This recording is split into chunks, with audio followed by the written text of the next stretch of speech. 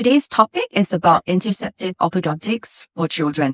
This is also commonly known as early orthodontic treatment for children who are in mixed dentition or developing dentition. Why don't we wait longer to do the definite orthodontic treatment when all the growth is done?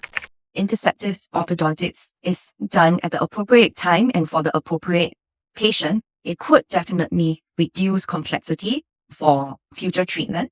It might be able to completely eliminate the need for a phase 2 treatment, or even if phase 2 orthodontics is required, the length and complexity will be reduced quite significantly. And this might eliminate potential need for extractions for orthodontics or maybe even jaw surgery. However, interceptive orthodontics is not suitable for everybody. If the child does not have any jaw malalignment or any functional issues and just has perhaps just crowding or some rotated teeth, we might not advise early orthodontics because quite typically we will need to wait for all the teeth to change to permanent teeth before we can make a better assessment. And starting early might also cause the child a lot of treatment fatigue. So we only indicate interceptive orthodontics for children who really need it. And therefore, I would advise parents to bring their child for an assessment to see if it is necessary. I was told that underdeveloped or overdeveloped jaw are difficult to correct in early phase and will relapse very easily. Warrant future jaw surgery anyway. What is your view on this statement?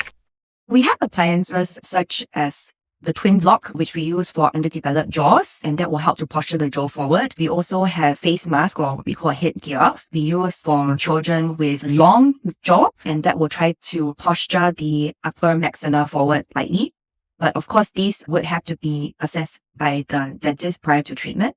We also have rapid maxillary expanders, which can be used to expand the upper jaw if it's too small. We also have space maintainers, which can be used to maintain the space of the tooth if it has been lost. For habits such as thumb sucking, we can use a tongue as a habit breaker to try to stop the child from sucking his or her thumb. For certain myofunctional issues like mouth breathing or snoring or grinding, sometimes you might prescribe the use of myobrace to try to improve certain myofunctional issues. There are also some newer techniques released in the recent years, such as the use of clear aligners. And some of these clear aligners can also help to straighten the teeth as well as improve certain jaw relationships, as well as expand the upper jaw. Ultimately, the use of these appliances or this treatment depends many factors, and it definitely depends on whether the patient is suitable and also cooperative and compliant to follow through with treatment. How long would the interceptive orthodontic treatment last? Would it be a lengthy treatment? Interceptive orthodontics treatment is typically as short as possible and typically not more than 12 to 18 months. And we generally really need not only the patient, but also the parents to be very committed to treatment, because this treatment would require a lot of compliance as well as a lot of cooperation from the patient. Sometimes there might be a need to, for example, change the clear aligners quite regularly, or maybe change the elastics quite regularly. Or sometimes the parent might need to help adjust the appliance from time to time. Between the parent, the child, and the dentist, we would really need to have a proper discussion to see whether parent and child can commit to this treatment, especially for this length of time.